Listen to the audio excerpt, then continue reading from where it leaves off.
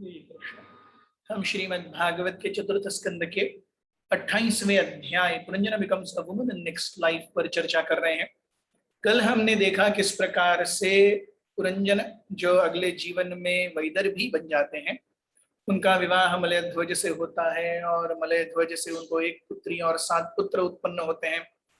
कालांतर में मलय ध्वज महान भक्त बन जाते हैं और वो गृह त्याग कर देते हैं। वैदर्भी भी उनके साथ जाती है। कालांतर में वैदर्भी देखती है कि मलय ध्वज का देहांत हो गया और वो उनके लिए चिता रचती है और शोकाकुल होकर के वो रो रही है। और जब वो रो रही है तभी एक आगंतुक आते हैं वहां पर, एक ब्राह्मण इस कथानक में। वो कौन है और वो क्या कहते हैं, ये हम आज के कथा में देखेंगे। तो आइए कथा आगे बढ़ाते हैं मंगलाचरण के साथ। ओम अज्ञानतिमिरन्धस्य ज्ञानाञ्जनशलाकया चक्षुरुन्मिलितं येन तस्मै श्रीगुरवे नमः। श्रीचैतन्यमनोभीष्टं स्थापितं येन भूतले स्वयं रूपः कदा मह्यं ददाति स्वपदान्तिकं। वन्देऽहं श्रीगुरुः श्रीयुतापदकमलं श्रीगुरुन् वैष्णवांश्च श्रीरूपं साग्रजातं सहगण रघुनाथान्वितं तं सजीवं साद्वैतं सावधूतं परिजन सहितं कृष्ण चैतन्यदेवं श्रीराधा कृष्णपादान् सहगण ललिता श्री विशाखान्वितांश्च। हे कृष्ण करुणा सिंधु दीनबंधु जगत्पते गोपेश गोपिका कांत राधा कांत नमोस्तुते। तप्त कांचन गौरांगी राधे वृंदावनेश्वरी वृषभानुसुते देवी प्रणमामि हरिप्रिये। जय श्री कृष्ण चैतन्य प्रभु नित्यानंद श्री अद्वैत गदाधर श्रीवासादि गौर भक्तवृंद। हरे कृष्ण कृष्ण कृष्ण हरे हरे, हरे राम राम राम हरे हरे। श्लोक क्रमांक 51।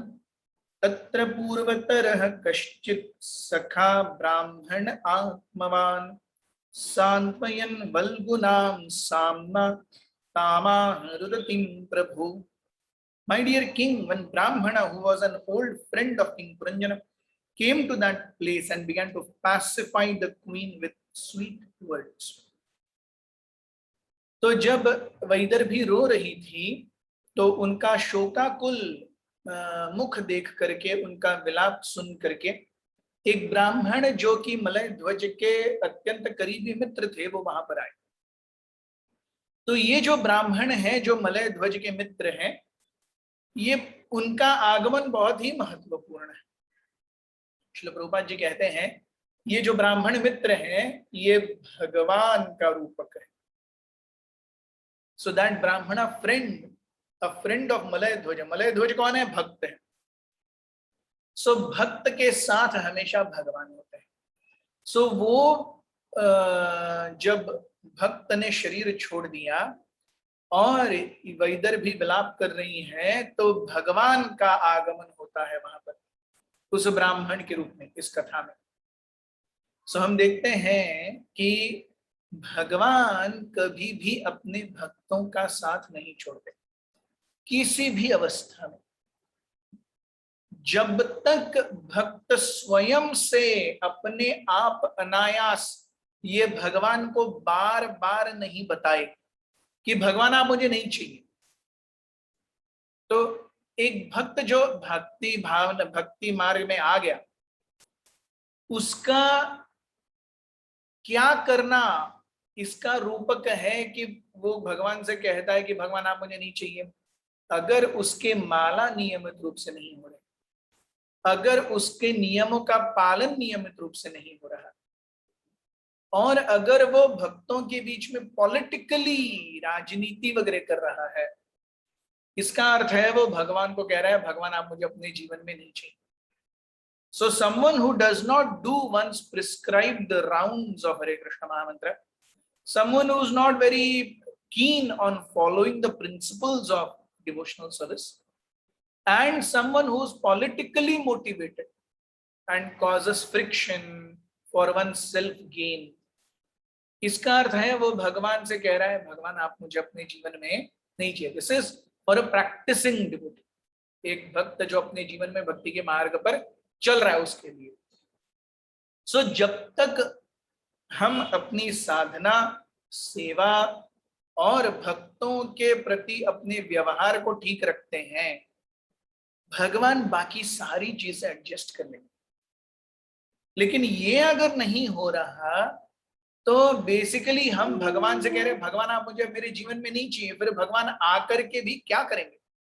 He is helpless. It is like अगर आप एक एग्जाम में हैं, आपको कोई प्रश्न का उत्तर नहीं आ रहा है, तो इन्विजिलेटर खुद ही आके कहता है अरे भाई क्या चाहिए आपको, कोई प्रॉब्लम है क्या, आप ऐसे ही लिख नहीं रहे, कब से ऐसे ही बैठे हो, कुछ प्रॉब्लम है, कुछ मदद करूं? आप बोलते नहीं नहीं नहीं नहीं मुझे कोई प्रॉब्लम नहीं है, तो इन्विजिलेटर अभी क्या करेगा?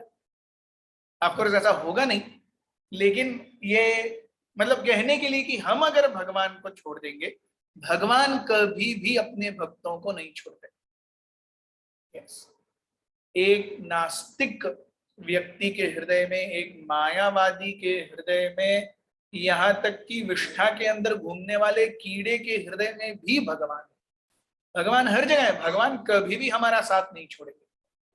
लेकिन हम अपने कार्यों से, अपनी बुद्धि से, अपने विवेक से और अपने अहंकार से भगवान को कई बार ये सिग्नल देते हैं भगवान आप मुझे नहीं चाहिए.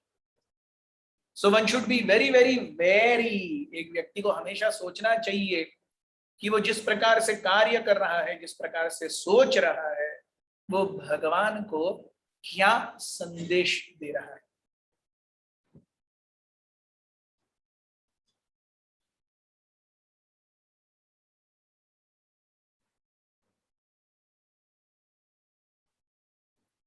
और यहां पर वर्णन आता है कि भगवान वैदर्भी के लिए एक ब्राह्मण के रूप में आए.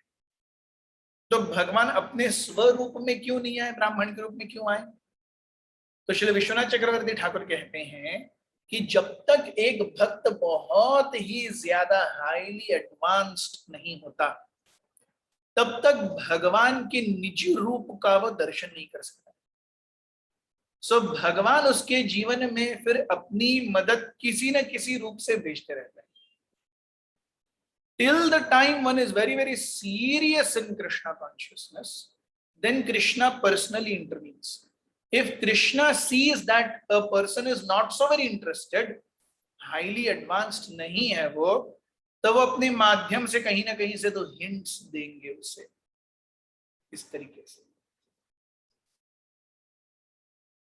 सो भगवान श्रील प्रभुपाद जी यहाँ पर दशम अध्याय के दशम श्लोक भगवत गीता के उसको उद्धृत करते हैं. तेषाम नित्यभियुक्तानाम तेषाम सततयुक्तानाम भजताम प्रीति पूर्वकम ददामि बुद्धि योगम तम येन माम उपयान्ति.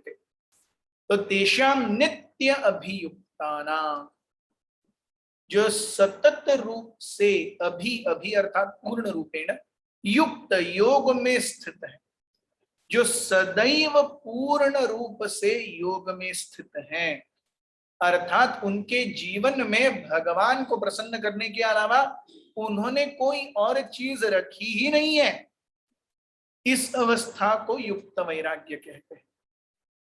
युक्त वैराग्य क्या है? With the purpose of only wanting to please Krishna, a devotee accepts anything and everything, and for his or her own sake a devotee doesn't accept anything. हमारी भक्ति क्या है? हमारी भक्ति है कि हमें भगवान को प्रसन्न करना है, लेकिन उसके साथ में हमें भी जीना है। तो हम अपने लिए क्या अच्छा होगा क्या नहीं उसके हिसाब से अपने कार्य करते हैं और उसके साथ में भगवान को जोड़ लेते हैं। इसे युक्त वैराग्य नहीं कहते हैं, इसे डोवटेलिंग, दिस इज नॉट युक्त वैराग्य, this is called dovetailing our propensity. मेरी निजी कुछ इच्छाएं हैं और वासनाएं हैं, ये न के न प्रकारेण मैं उसको ऐसे तोड़ मरोड़ रहा हूं कि भगवान की सेवा हो सके। युक्त वैराग्य का स्ट्रिक्ट प्रिंसिपल क्या है? युक्त वैराग्य का स्ट्रिक्ट प्रिंसिपल है फर्स्ट कि जो चीज मुझे चाहिए या जिस भी चीज की मैं मांग कर रहा हूं वो कृष्ण को चाहिए या मुझे चाहिए। अगर कोई चीज की उपयोगिता कृष्ण के लिए, मुझे उसकी कोई जरूरत नहीं है, तब वो लेना वो युक्त वैराग्य है। दूसरी चीज, वो चीज अगर आ गई हमारे पास तो क्या वो केवल भगवान की प्रसन्नता के लिए यूज होगी या मैं अपने लिए भी यूज करूंगा? तो अगर कोई चीज आने के बाद केवल भगवान की प्रसन्नता के लिए यूज हो रही है तब वो युक्त वैराग्य है। और तीसरा, वो चीज या वो व्यक्ति जिसे मैं मांग रहा हूं या परिस्थिति जिसे मैं मांग रहा हूं वो मेरे जीवन में आएगी तो उससे मेरे भक्ति को दृढ़ होने में मदद मिलेगी क्या? Do I feel inspired after using that thing or associating with that person or a particular circumstance? Does that inspire me for devotional service? ये तीन प्रश्नों के उत्तर अगर हाँ है तो वो चीज, वो परिस्थितियां, वो व्यक्ति युक्त वैराग्य के संदर्भ में आता है, वरना वो हमारी इच्छाएं हैं, हम उससे किसी तरह से भगवान की सेवा में डोटेल कर रहे हैं। So Yukta Vairagya means three principles. First, anything, any person or any activity is required for Krishna's pleasure. वो मुझे नहीं चाहिए, वो भगवान को चाहिए, तो वो युक्त वैराग्य है। दूसरा, जो चीज या परिस्थिति या व्यक्ति के बारे में मैं सोच रहा हूं, अपने जीवन में मांग रहा हूं, वो चीज, परिस्थिति या व्यक्ति केवल भगवान की सेवा में ही उपयोग होगी, मेरे निजी स्वार्थ के लिए नहीं। और तीसरा, उस वस्तु, व्यक्ति या परिस्थिति का उपयोग करके क्या मैं अपने भक्तिमय जीवन में अपने आप को और ज्यादा सशक्त और एनरिच्ड मानता हूं? If the answer to these three questions is yes, that activity or that sangha or that circumstance, परिस्थिति, ये युक्त वैराग्य है। सो तेषाम सतत युक्ता नाम, जो नियमित रूप से युक्त है 24/7, उनके जीवन में कुछ नहीं है, भजताम प्रीति पूर्वकम, और कैसे भजन कर रहे हैं मेरा? प्रीति पूर्वक। सो प्रीति पूर्वक भजन अर्थात निश्चित रूप से वो भक्त भाव या प्रेम भक्ति के स्तर पर चला गया। अनर्थ निवृत्ति तक तो भक्ति हिलती डुलती है, उसके बाद निष्ठा, रुचि और आसक्ति तक वो प्रीति पूर्वक भक्ति नहीं है। प्रीति पूर्वक भक्ति भाव भक्ति है। So when we are talking ददामि बुद्धि योगम तम येन माम उपयान्ति ते, मैं पर्सनली कहा हूंगा भाव भक्ति के स्तर पर या प्रेम भक्ति के स्तर पर एक भक्त मुझे स्वयं अपनी चेतना में पाएगा, वरना मैं किसी तरीके से उसे गाइड करता रहूंगा through an external medium which usually for us साधकास लाइक अस बिकम्स गुरु और वैष्णवास, या गुरु की वाणी या वैष्णवों की वाणी। तो हमारे गुरु पर्सनली, वैष्णव पर्सनली हमें गाइड करेंगे, या गुरु की वाणी या वैष्णवों की वाणी हमें भक्ति में गाइड करेगी at the level, till the level of आसक्ति। उसके बाद में भाव और प्रेम के स्तर पर एक व्यक्ति अपने हृदय में भगवान का निजी हस्तक्षेप पाएगा। और क्योंकि वैदर भी उस स्तर पर नहीं है, इसीलिए यहाँ पर रूपक दिया जा रहा है कि भगवान एक ब्राह्मण के रूप में उनके पास आई।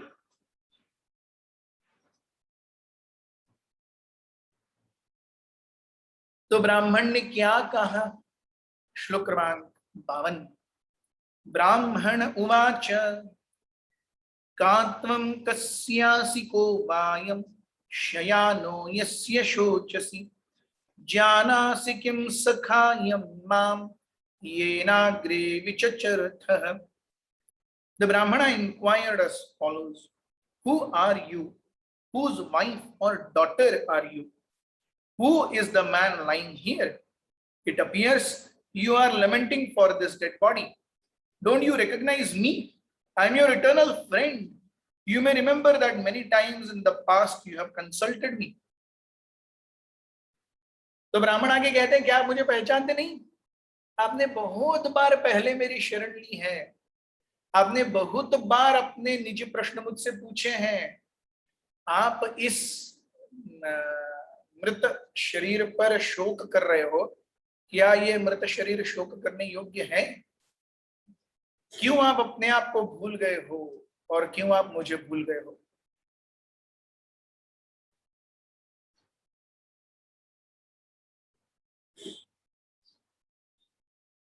ये पुरंजन तो अपने पिछले जीवन में स्त्री के प्रति आसक्त हो गए थे और इसीलिए उनको अगले जीवन में वैदर्भी का शरीर मिला। अब वैदर्भी का शरीर मिलने के बाद उनके जीवन में एक भक्त का प्रवेश हुआ मलय ध्वज के रूप में।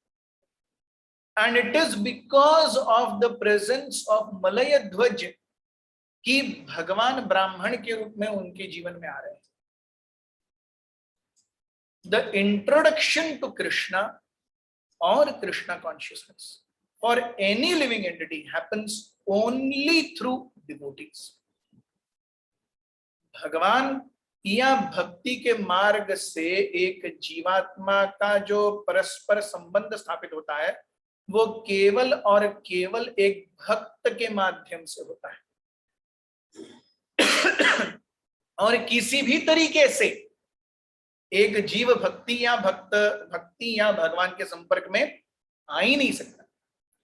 सो यहां पर देखिए, वैदर्भी ने अपने पति की अत्यंत तन्मयता से सेवा और शुश्रूषा की। अपने पति के जाने के बाद में उनके निधन पर वो रो भी रही है। ये दोनों किए हैं, अर्थात वैदर्भी अपने पति मलय ध्वज से अत्यंत आसक्त है, विच मीन्स इन एलेगोरिकली एक जीव अपने भक्त फ्रेंड से अत्यंत आसक्त है, तब भगवान उसके जीवन में आते हैं। अगर मलय ध्वज उनके जीवन में नहीं आते तो वैदर्भी को यहाँ पर सांत्वना देने के लिए ब्राह्मण नहीं आते, क्योंकि हमने पिछले श्लोक में अगर गौर किया होगा तो ब्राह्मण जो हैं वो वैदर्भी के मित्र नहीं बताए गए हैं, वो मलय ध्वज के मित्र बताए गए। और मलय ध्वज यहाँ पर रिप्रेजेंट्स अ डिवोटी।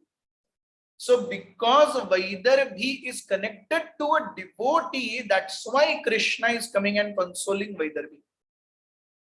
तो वैदर्भी के जीवन में मलय ध्वज नाम के भक्त हैं, इसीलिए जब उनके जीवन में शोकाकुल परिस्थिति आई है तब भगवान उनकी सांत्वना देने के लिए उनकी गत स्मृति और मेधा को वापस पुनर्जागृत करने के लिए ब्राह्मण के रूप में आए हैं। So this is a very important point two understand. एक व्यक्ति के जीवन में भगवान से ज्यादा भक्त का रोल महत्वपूर्ण है। हम कभी भी ऐसा नहीं कह सकते कि मैं देख लूंगा, मेरे भगवान देख लेंगे, मुझे और कोई नहीं चाहिए। नहीं, तब तो हम भक्ति का मर्म समझे ही नहीं है। भक्ति का मर्म है भगवान मुझे केवल भक्त के माध्यम से ही मिलेंगे। और इतना कि यहाँ पर वो भक्त चला गया है, वो भक्त मृत हो गया, मलय ध्वज मृत हो गया, फिर भी भगवान आ रहे हैं एक ब्राह्मण के रूप में। सो भक्त जो है वो इस जीवन में जीते हुए भी प्रचार करता है और उसके जाने के बाद भी वो दूसरों को कृष्ण से जोड़ने का कार्य करता है। सो हम देखते हैं हरिदास ठाकुर की समाधि पर भक्ति विनोद ठाकुर ने बहुत सुंदर रूप से लिखा है, the reason ill who think that Vaishnavas die. For the Vaishnavas always live in sound, and while living try to spread the holy name around. तो वैष्णव अगर कोई सोचता है कि मर गया, ये बहुत गलत है, क्योंकि एक भक्त जब जीवित है वो प्रचार करता है, दूसरों को कृष्ण से जोड़ता है, और वो चले जाने के बाद भी उनके शिक्षाओं के माध्यम से, उनका वपु चला गया लेकिन उनकी वाणी के माध्यम से वो तब भी प्रचार करते हैं. So there is an ill who think that Vaishnavas die. For the Vaishnavas always live in sound, and while living try to spread the holy name. So भक्त के जीवन में दूसरों को भगवान से कनेक्ट करना ये एक ही कार्य है, दूसरा और कोई कार्य ही नहीं है, प्रचार. भक्ति सिद्धांत सरस्वती ठाकुर कहते थे, प्राण आछे जार से हेतु प्रचार. जीवित है तो व्यक्ति ने प्रचार करना चाहिए. अब प्रचार क्या है? प्रचार यानी केवल लेक्चर देना प्रचार नहीं. सो अगर हम मंदिर मार्जन अच्छे से कर रहे हैं ताकि जो कोई भी व्यक्ति आए तो वो मंदिर को देख सके, या हम अपने घर को बहुत अच्छे से साफ सुथरा रख रहे हैं क्योंकि भगवान यहाँ पर रहते हैं, तो वो भी प्रचार है. हम अगर कोई प्रसाद बना रहे हैं भगवान के भक्तों को खिलाने के लिए, भगवान को भोग लगाने के लिए, वो भी प्रचार है. हम में से कोई अगर मैनेजमेंट ऑर्गेनाइजेशन कर रहा है, वो भी प्रचार है. कोई कुछ नहीं कर पाता लेकिन अपने चरित्र को एकदम बेदाग बनाए रखता है भगवान की सेवा में, वो भी प्रचार है, वो भी प्रचार है. सो प्रचार मतलब केवल बोलना, ये प्रचार है नहीं. बोलना केवल खाली बोलना पर्याप्त नहीं है, बोलना है उसके अनुसार कार्य भी करना है. सब जब वाचा और चरित्र ये दोनों ही एक सीध में चलते हैं तो ऐसा व्यक्ति समाज पर बहुत ही गहन छाप पाड़ता है. लेकिन अगर वचन और कृति ये एक साथ नहीं चल रहे तो हम देखते हैं आजकल के समसामयिक समय में बहुत ऐसे लोग हैं जिसके कारण साधु संतों का असली जो स्तर था एक समाज में वो बहुत गिर गया है, बहुत गिर गया है. साधुत्व ये आज अपॉर्चुनिज्म बन गया है कि फोकट खाने मिलता है, कोई कुछ पूछता नहीं है, कोई टेंशन नहीं है जीवन में, साधु बन जाओ. लेकिन उसके लिए साधु बनना है क्या? जैसे एक व्यक्ति शादी करता है और पत्नी और बच्चों का उत्तरदायित्व तो अपने सर पर लेता है, वैसे ही एक साधु को संपूर्ण जगत का उत्तरदायित्व तो अपने सर पर लेना होता है. वसुधैव कुटुंबकम. एक गृहस्थ के लिए उसकी फैमिली उसका उत्तरदायित्व है, एक भक्त के लिए, एक साधु के लिए संपूर्ण जगत को वैष्णव बनाना, तो संपूर्ण जगत ये उनका फैमिली है. So a sadhu actually should be more busy. He should be more compassionate. He should be more thinking about others. तो साधुत्व अर्थात ये नहीं कि मैं अपना कोपचे में बैठ गया और नाम संकीर्तन करता रहा, कौन है कौन नहीं, कौन आया कौन गया, कोई जीवित है मर गया, किसी की कोई सुध-बुद्धि नहीं है, ऐसा नहीं है. वैष्णवता, इसका मर्म हमें समझना पड़ेगा. वैष्णव अर्थात वो अपने ही उत्थान और उद्धार में नहीं लगा रहता, वो समाज को अपने साथ लेकर के चलता है. ये हम देखते हैं प्रहलाद महाराज के जीवन में. प्रहलाद महाराज कहते हैं जब नरसिंहदेव उन्हें प्रार्थना अर्पण करने के लिए कहते हैं और वर मांगने के लिए कहते हैं, तो प्रहलाद महाराज कहते हैं, अरे मैं तो अपनी माँ के गर्भ में बहुत ज्यादा दुख भोग रहा था, तब आपके भक्त, आपके सेवक नारद मुनि ने आकर के मेरा उद्धार किया, तो उनकी सेवा को छोड़ करके मैं आपके पास कैसे आ सकता हूं? मैं नहीं आ सकता. सो इसीलिए भक्तों का चरित्र भी भागवतम कहलाता है. भागवत क्या है? भगवान का चरित्र और भगवान के कार्यकलाप. भागवतम क्या है? भक्तों का चरित्र और भक्तों के कार्यकलाप. क्योंकि भगवान के हृदय में और कार्य क्षेत्र में भक्तों के अलावा और कुछ नहीं। उसी प्रकार से भक्तों के हृदय में और कार्य क्षेत्र में भगवान के अलावा और कुछ है ही नहीं। वही तेषाम सतत युक्तानां भजताम प्रीति पूर्वकम ददामि बुद्धि योगम तम येन माम उपयान्ति ते। सो ये कह रहे हैं अरे आप मुझे जाने नहीं, you forgot me, and all this is happening because she is connected to Malay Dhwaj, is a devotee. श्लोक क्रमांक 53। अपि स्मरसि चात्मानम् अविज्ञातत्सखं सखे हित्वा मां पद्मच्छिन् अन्विच्छन् भौम भोगरतो गतः। So the Brahmana continued, my dear friend, even though you cannot immediately recognize me, can't you remember that in the past you had a very intimate friend? Unfortunately, you gave up my company and accepted a position as enjoyer of this material world. तो ब्राह्मण कहते हैं अरे आप भूल गए मुझे, हम बहुत घने मित्र हैं। ये किससे कह रहे हैं? वो वैदर्भी को, कि आप भूल गए हम बहुत अच्छे मित्र हैं, कालांतर में आप मुझे भूल गए और भूलने के बाद में भोग विलासिता में गर्त हो गए। आपको याद नहीं है मैं कौन हूं?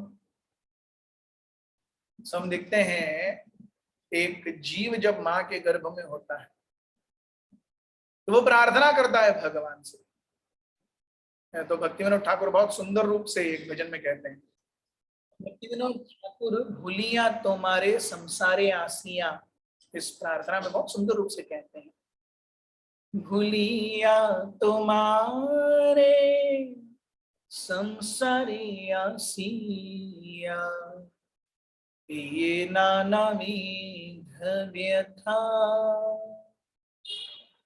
तुम्हारे चरणी आसिया छियामी बोली बो दुखेर कथा।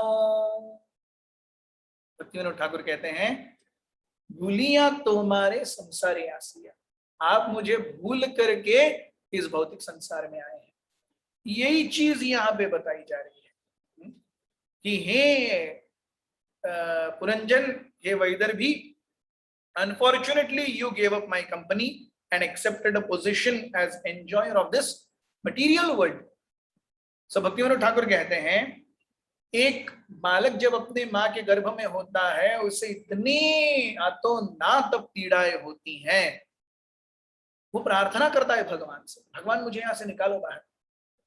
भक्ति विनोद ठाकुर लिखते हैं, जननी जठरे छिलाम जखन विषम बंधन पाशे एक बार प्रभु देखा दिया मोरे वांछिले दीन दासे। वे कहते हैं जननी जठरे छिलाम, मैं अपनी मां के गर्भ में था, जोखोनो विषम बंधन पाश, मैं जकड़ा हुआ था विषम बंधन पाश में। सो मां के गर्भ में एक बालक अपनी ही मूत्र और विष्ठा में तैरता रहता है, उल्टा पड़ा रहता है, स्क्वाटेड पोजीशन में होता है, उसके मां के गर्भ के कृमि कीटक उसे काट रहे होते हैं। इट्स अ दयनीय अवस्था। तो तब इस अवस्था में वो प्रार्थना करता है, एक बार प्रभु देखा दिया मोरे, एक बार आप अपना दर्शन दिखा दीजिए, वांछिले दीन दासे, यही मैं प्रार्थना करता हूं, कृपया आप अपना एक दर्शन दिखाइए। सो तखन भावीनु जन्म पाइया करीब भजन तब।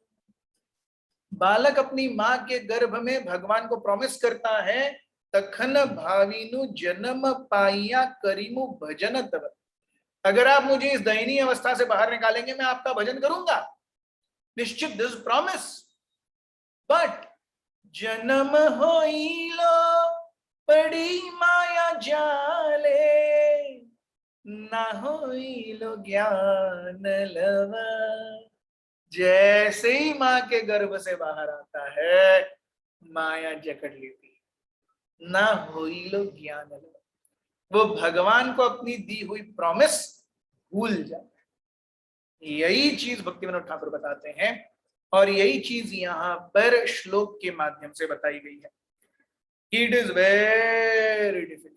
सो कृष्णे बहिर्मुख जीव भोगवांछा करी, पाशेते माया तारे झपटी अथरी। भगवान से बहिर्मुख होकर के जब जीव भोग की इच्छा करता है तुरंत माया उसे पकड़ लेती है। माया अर्थात प्रकृति के तीन गुण सत्व रजस और तमस, और ये प्रकृति के तीन गुण उसे आगे लेकर के जाते हैं। उसे लगता है मैं कार्य कर रहा हूं। प्रकृति क्रियमाणानि गुणै कर्माणि सर्वश अहंकार विमूढ़ात्मा करता हमिति मंदिर। प्रकृति के तीन गुण से कार्य करवा रहे हैं, अच्छा हो बुरा हो न्यूट्रल हो, उसे लगता है अरे मैं कार्य कर रहा हूं ना। सो ये माया का प्रभाव और भगवान की शरणागति का महत्व, ये एक जीव को समझना पड़ेगा। और जब समझेगा तब उसके जीवन में, सो ऐसे में the only hope is association of an advanced Vaishnav. एक वैष्णव का हस्तक्षेप जब हमारे जीवन में आता है तो वो हस्तक्षेप हमारे जीवन का सबसे बड़ा वरदान है। इस वरदान से हम इस भौतिक जगत को पार करके जा सकते हैं। सो आज के लिए हम इतना ही रहेंगे, कल फिर कंटिन्यू करेंगे। हमारे साथ बने रहिए। बहुत बहुत धन्यवाद। ग्रंथराज श्रीमद् भागवत की जय, उपस्थित वैष्णव वृंद की जय, गौर प्रेमानंद।